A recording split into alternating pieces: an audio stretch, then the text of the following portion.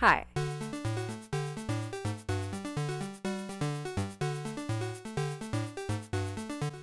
Happy week 5. Time has definitely been moving a lot quicker than I really wanted to, unfortunately, but that's just how it works. Anyways, if you're interested in learning more about what I'm up to and why I'm recording these videos, I have made videos over the past 4 weeks chronicling my internship. If you're interested in learning more, check it out. If you're not, free will goes crazy, as always, and you don't have to do anything really ever. So previously, I talked about how I want to go in depth about relocations. And so here is my in-depth. I tried to film a time lapse of me doing a relocation, but unfortunately, my phone completely glitched and it's lost forever. So I don't have like a full video of it, but I have little clips, so I hope you can bear with me on that one. So why do we relocate nests in the first place? There are a few reasons you would relocate a nest. If an area is known for being washed over and there's a nest there, we would most likely have to move it. If it is below the high tide line, if it's in a bad area when it comes to the boneyard, which is a location on the beach that is just full of different trees, if there is a chance that the hatchlings will not make it out alive or okay, we relocate. Hey team, so unfortunately I found a depredation, which just means some kind of animal got into the nest. The animal was presumably a coyote because there are coyote tracks surrounding it and the digging patterns match that of a coyote. So I'm going to be showing you the relocation process. It can be a little tough, especially when you have 5 relos in one day, but it's really worth it just to kind of know that the babies will make it to their next destination. The Big Blue. First order of action is to ask, does this chamber need a relocation? If the answer is no, we leave it in situ, but if the answer is yes, that's when we start to relocate.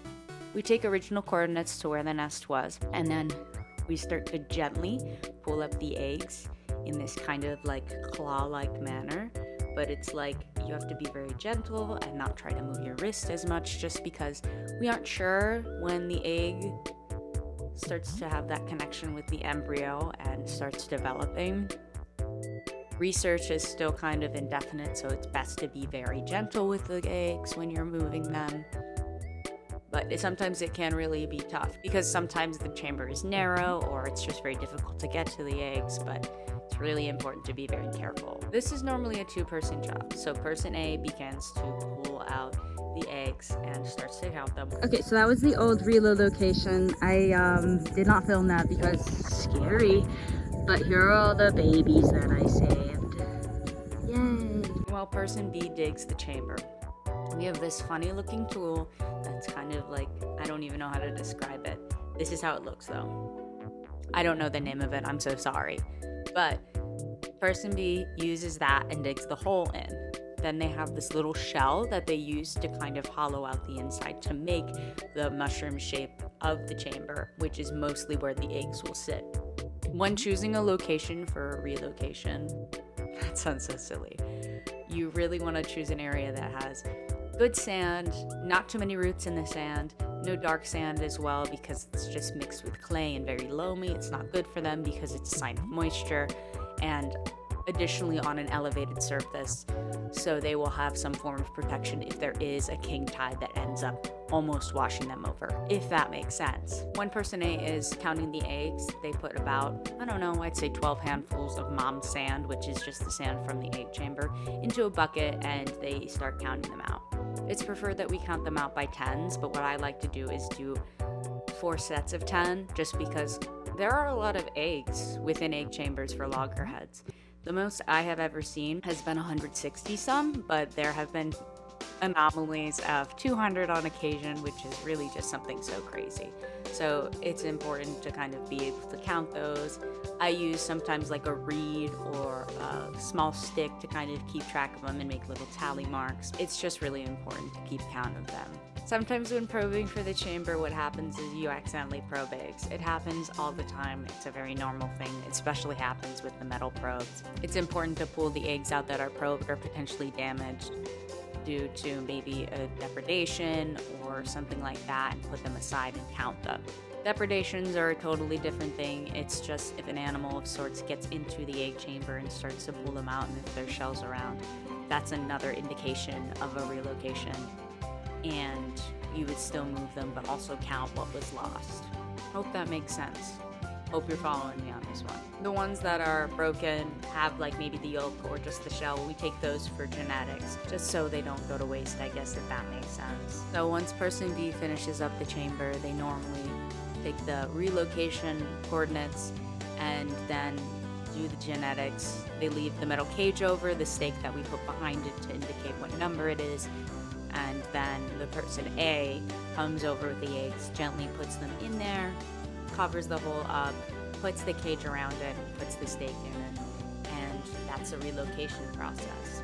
Again, relos are super circumstantial, but if there's ever a chance that it's like, maybe this nest really shouldn't be here, consider relocations. So that's kind of the process. Hope that makes sense. If it doesn't, feel free to reach out for some questions. Like, I'm super willing to answer them so you can learn more about this process, just because it's not only important to me, but it's important to the Loggerheads. So, what have I been doing?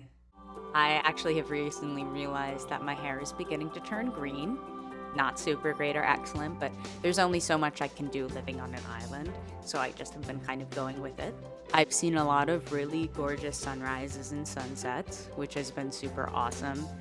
I love my job. It makes it really worth waking up at 4:45 in the morning for, and nature is just so beautiful. A bunch of my friends started to get their postcards. I just am so happy about that, just because I love to share my peace, love, and joy with other people. So it's been really cool to get the, oh my goodness, thank you for your postcard. Love you guys for real. Thanks for supporting me and being my friend. I've been noticing that the shorebirds have been getting more comfortable with the ATVs driving past, which is cool just because we can get a little closer, especially with the oyster catchers.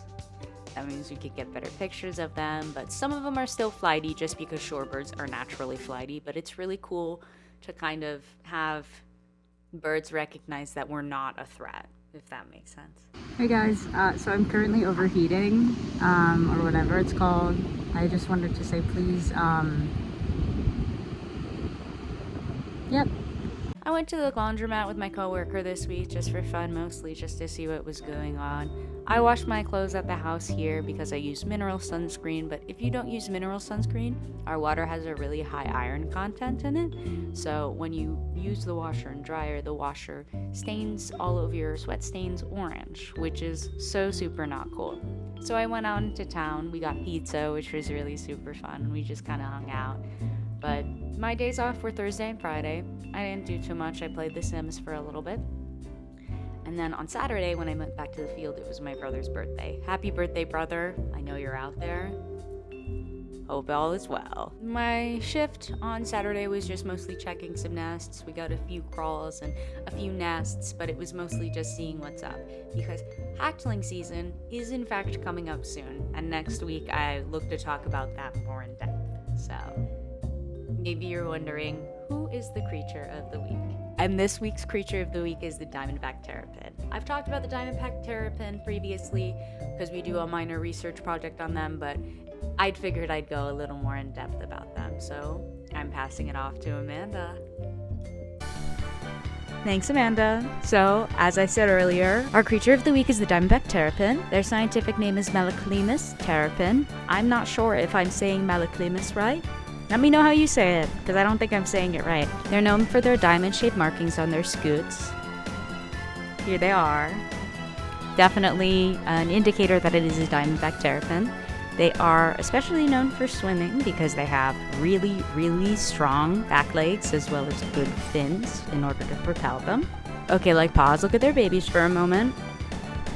Yes, they're so excellent. Anyways, they can be found typically in brackish waters, and they're on the Atlantic, Gulf Coast, and the Colony coasts, if that makes sense. So, male sexual maturity is at 2 to 3 years old, while females is 6 to 7 years old. Very interesting. but no two terrapins have the same pattern on their body, which is really interesting. So you always see a different pattern every time you see a new one.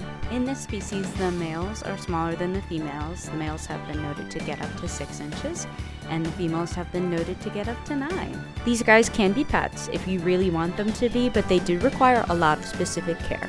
So if this is something you're really considering, make sure you do your research before getting one.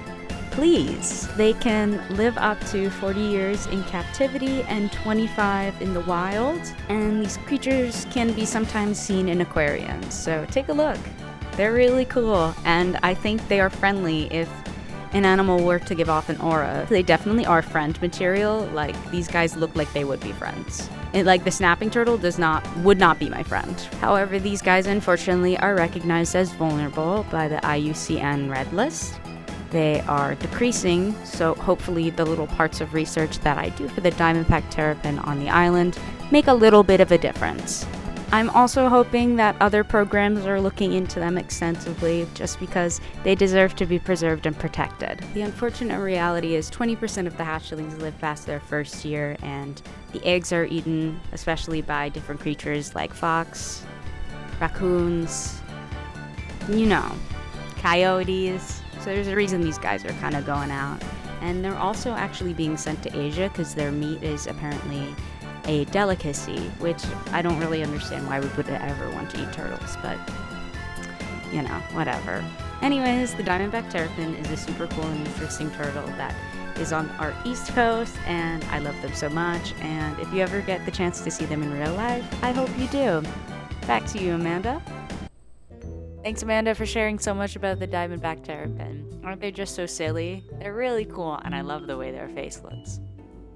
Anyways, let's talk about some takeaways for the week. This one isn't really fieldwork related, but please save your games. I know it takes maybe an extra minute or so and it's a little inconveniencing, but please save your games because it's so much better than losing about an hour of progress. Another takeaway from this week is please check if your alarm is the right one.